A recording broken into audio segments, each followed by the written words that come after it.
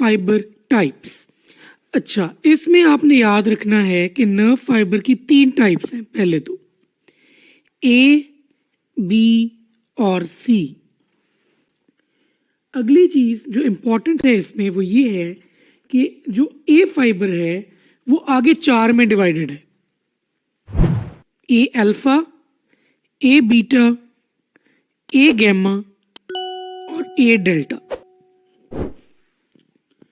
अब अगली बात जो याद रखनी है वो क्या है, जो ए अल्फा है उसकी आगे फर्दर सब टाइप्स है 1A और 1B। ये तो है टोटल डिविजन्स जो आपको याद होनी चाहिए। ए बी सी, ए के अंदर अल्फा बीटा गैमा डेल्टा, और फिर ए अल्फा की आगे 2 सब टाइप्स 1A और 1B। एक चीज जो बहुत कॉमनली आस्क्ड है वो क्या है कि लार्जेस्ट फाइबर्स कौन से हैं, स्मॉलेस्ट फाइबर्स कौन से हैं, फास्टेस्ट फाइबर्स कौन से हैं और स्लोएस्ट फाइबर्स कौन से हैं। अगर वो पूछते हैं कि लार्जेस्ट फाइबर्स कौन से हैं तो उसका आंसर होगा ए अल्फा, ये है लार्जेस्ट। और अगर वो पूछते हैं कि स्मॉलेस्ट कौन से हैं तो वो होंगे सी। मतलब कि डायमीटर जो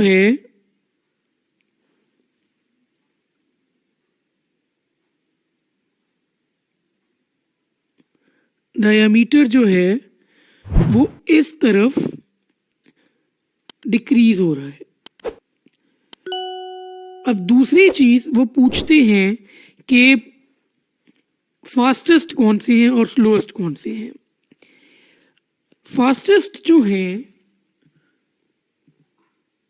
वो होंगे आपके पास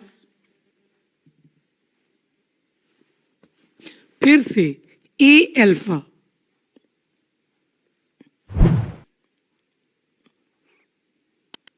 स्पीड ऑफ ट्रांसमिशन कहने से इस तरफ कम हो रही है।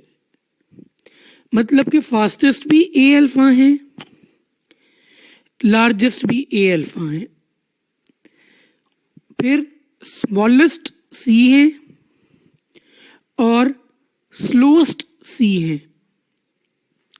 अब थोड़ी थोड़ी डिटेल हर की जो कि आपको पता होनी चाहिए ओवरऑल, वो ये है कि जो ए अल्फा हैं ये होते हैं लार्जेस्ट अल्फा मोटर न्यूरॉन्स। जो 1A है वो होता है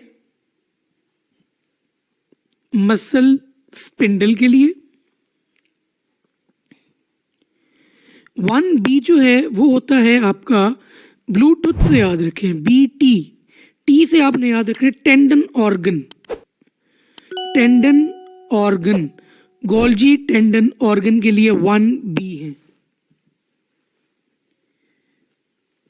उसके बाद आपके पास आ जाते हैं ए बीटा फाइबर्स। ए बीटा फाइबर्स जो हैं वो होते हैं आपके फॉर टच एंड प्रेशर। फिर आ जाते हैं आपके पास ए गैमा। ए गैमा जो है ये आपके होते हैं gamma motor neurons to muscle spindles.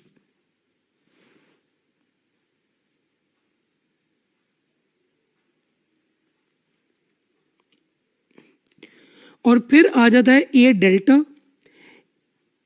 A delta जो है ये होता है basically to carry fast pain and temperature.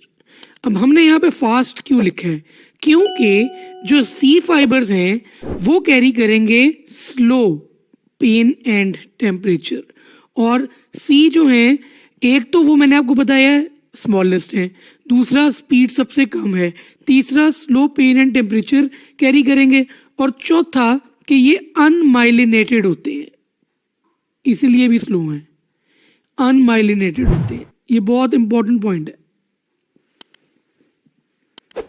अगली चीज जो आपको पता होनी चाहिए वो है बी फाइबर्स के लिए।